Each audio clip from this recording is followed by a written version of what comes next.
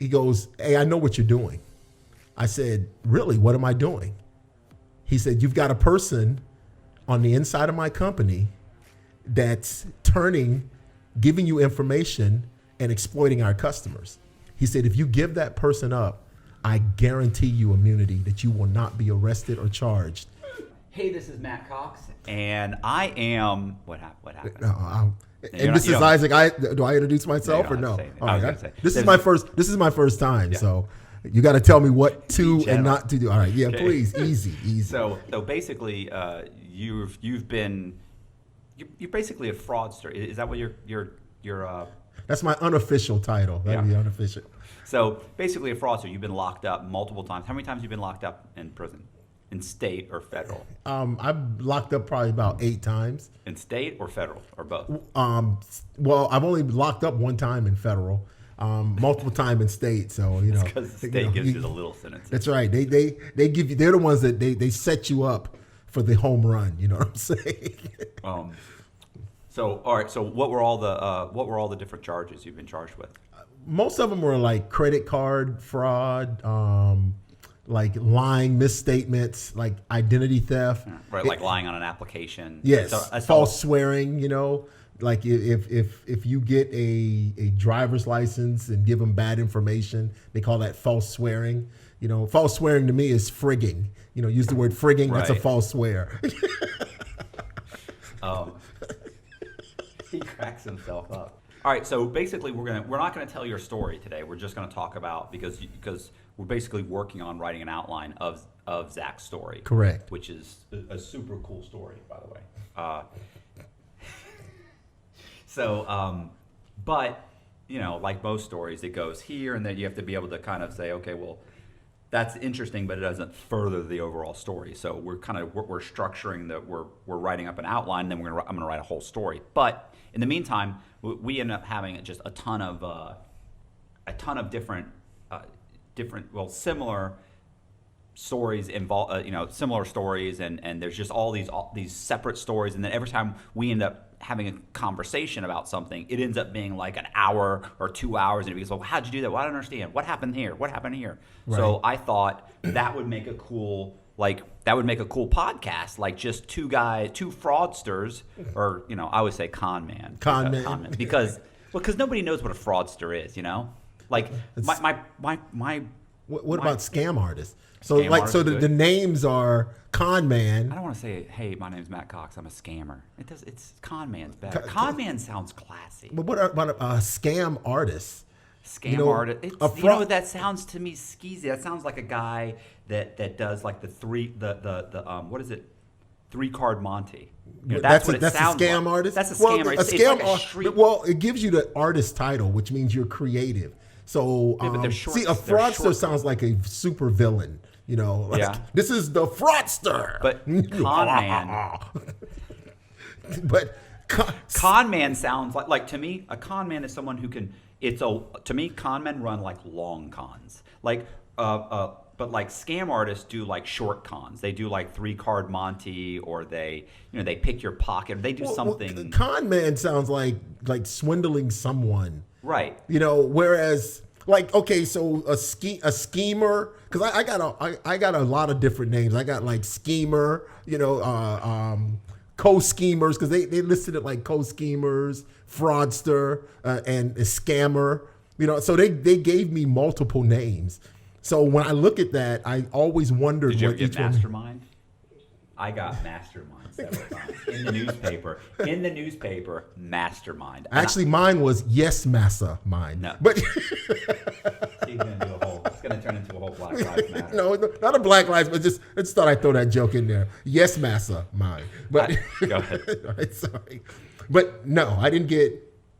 I got like the head of the scheme, or the guy in charge, ringleader. That was the term, and that's circusy to me. Because a fraud ring, right? What I mean? What is that? Like tons of people. It could be like 3 people, but they make it sound like a fraud ring could be. What you're saying, circusy, like like you're the clown. Watch as he makes your watch disappear. This has already gone bad. Yes. All right.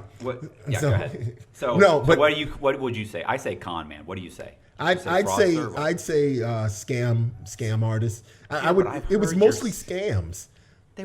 I've heard your. What's going on? Okay. Yeah, but your stuff to me that seems short, like a short con. To your scams, although they were quick, like you didn't do anything that lasted. You didn't run any, as far as I know from knowing your story. You didn't do any scams that lasted 6 months. It was always like you get the credit card, you go out, you run out the credit card, and it's like within a few days it's over. Right. Like, For a particular victim or a particular person or whatever we were doing, it was always something we were doing to get money.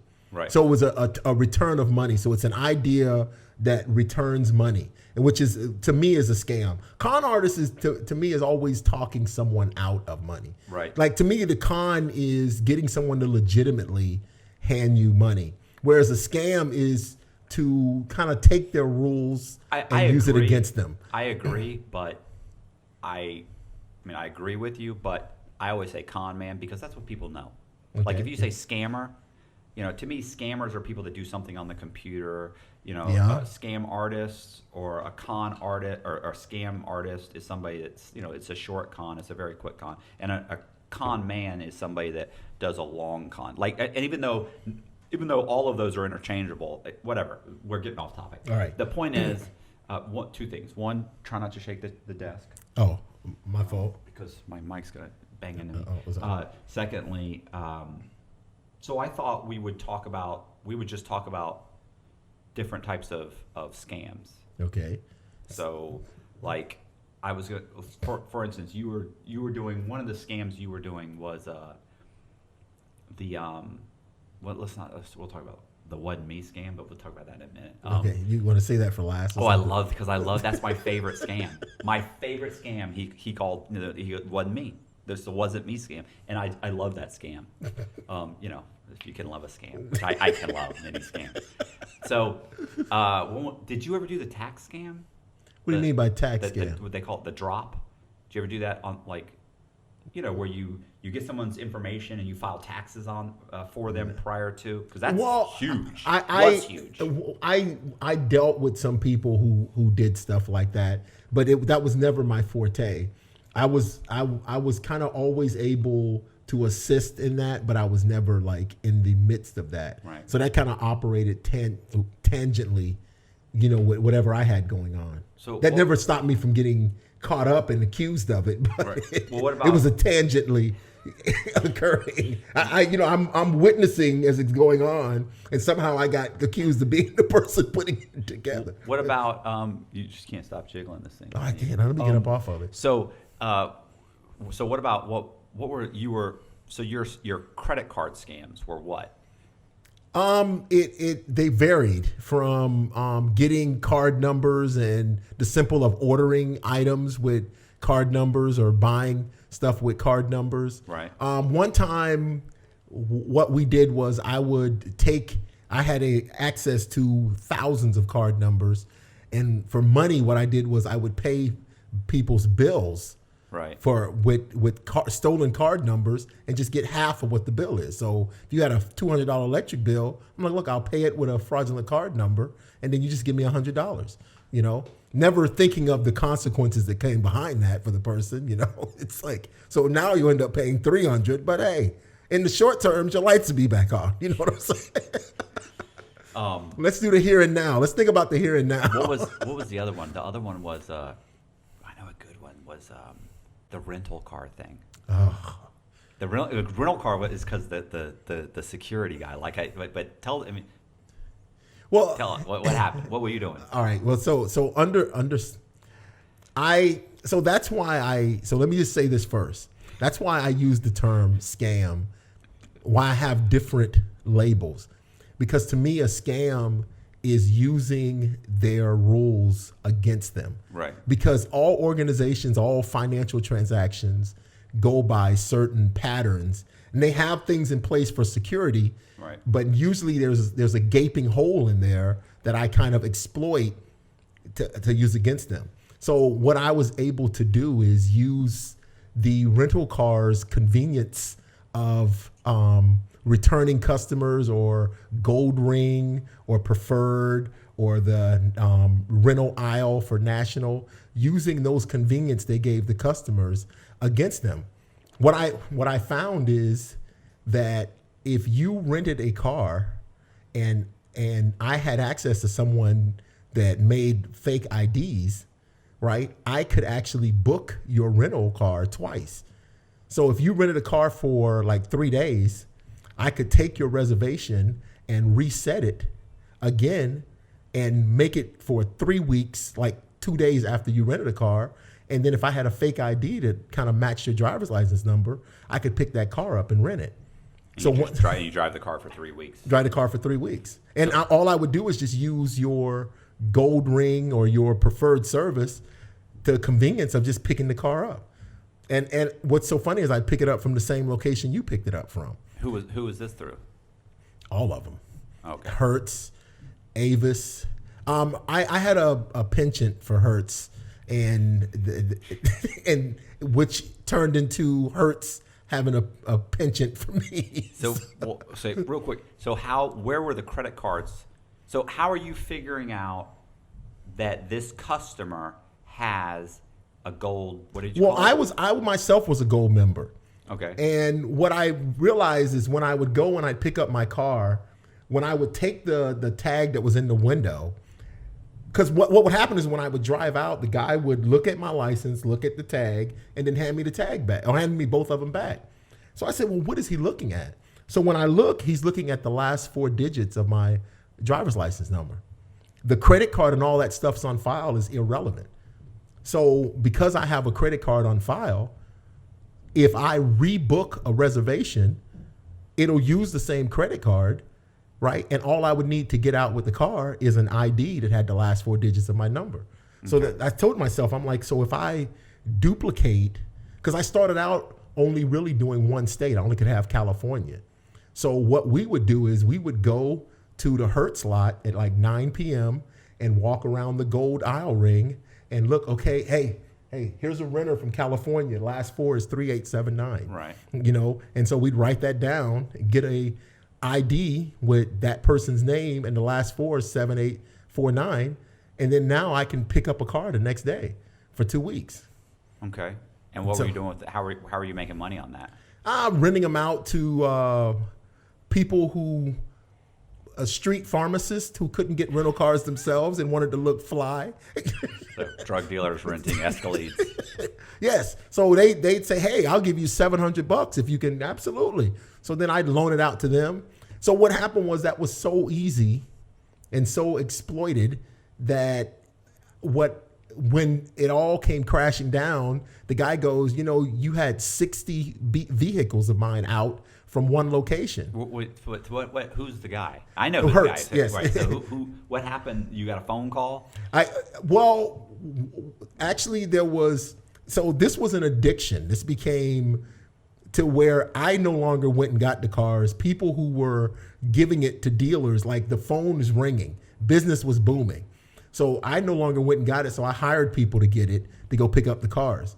So what happened is my hirees, you know, they had trouble in one spot. So I said, okay, let's go here. Okay. Right. They had trouble there. And I said, okay, let's go here. So we just expanded and keep picking up cars.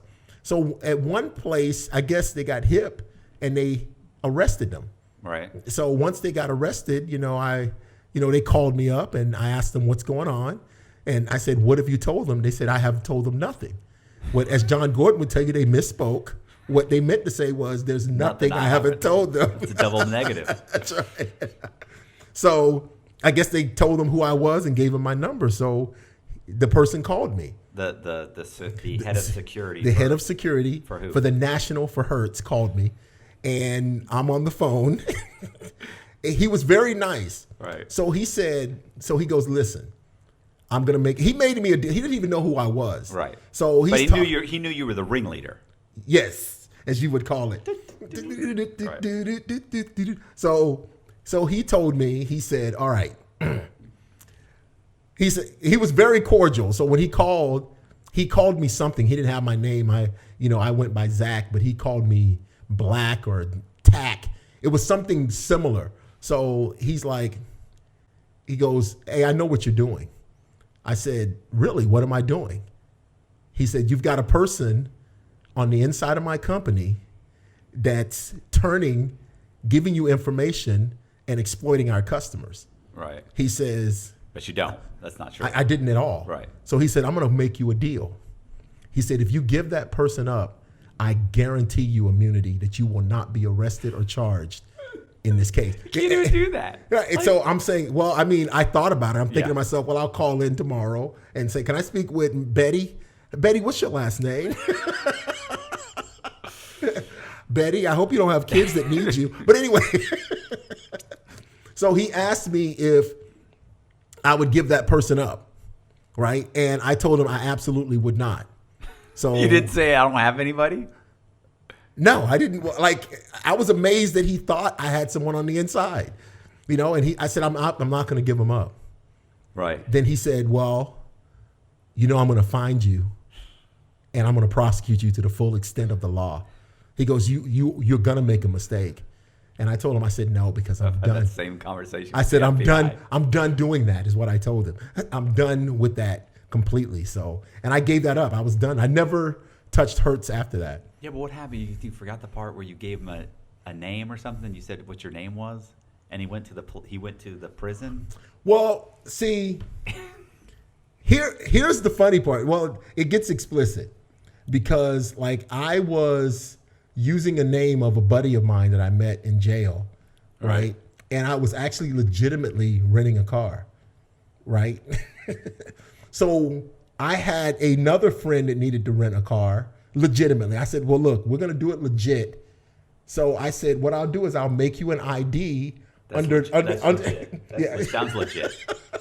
Well, that was my version of legit. So I said, look, I'll make you an ID with the name I've been using to rent a car, and they'll just put it on my little $1,000 secure card. Right. So I gave him an ID under my name. He was white, I was black. So when he went to pick up a car, they harassed him. And then the next day I went to pick up a car and they harassed me. So the guy that called said, well, there's a couple of people playing this guy. Right. You got a white guy and a black guy.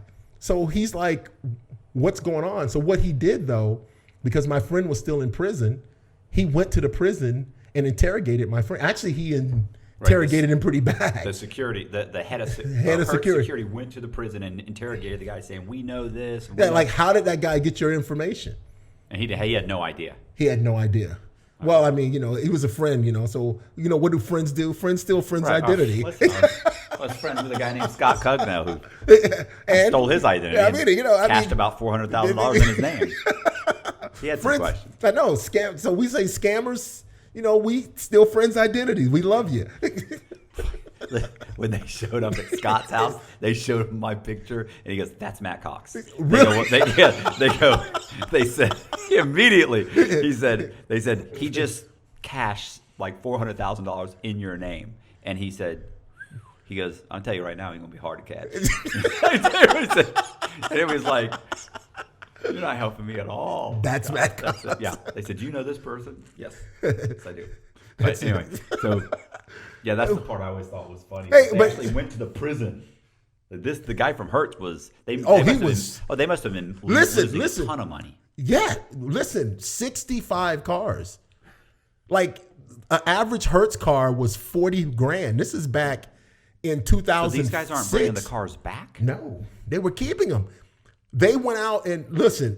The whole experience was nerve-wracking because I had so many people out with cars. Like, they would tell me that the police would surround the car. They would low jack the car. The police would surround the car and wait, right? So 2 police officers pulled up in these people's driveway and just parked by the car, waited. They're on the phone with me in the house, ducked down, like, the police are out there, man. I don't know what they're going to do. The police were waiting for the wrecker to come, load up the car, and leave. Then the police left. And they're like, what happened? They go, the police left. They got their car back. So I started getting calls like that every day. Hey, man, the police are outside surrounding the car. I'm Is this at the last 3 weeks? Like, they don't look for it for like 3 weeks, right? Somehow they identified all the cars that were out at some point in property. Okay. Yeah, they started tracing what was going on. And I think what it was is all my rentals were 3 weeks and above. So let's start with all the that's a 3 long week time for a rentals. rental, Yeah, let's start with the 3 week, and they just start tracing the cars. Hey, did you rent this? No. And then they like, hey, go get our shit. Right. So then they start going out and picking up their car. It was a troubling time. It was about a month and a half period wind down. Right. And that's why I gave my friend that ID. I said, look, we're not going to do it the old way. We're going to do it like this. Just take this ID and rent a car as the guy I've been using. Really, which kind of threw him off because he's like, man, there's two people. There's a black and a white guy doing that. Right. You know, what the hell's going on? So if you like the video, subscribe to the channel, hit the like button, share the video, and leave a comment for the algorithm, and turn the bell notification on so that you get notified the next time we have Zach on and or any videos so that you can listen to them and see ya.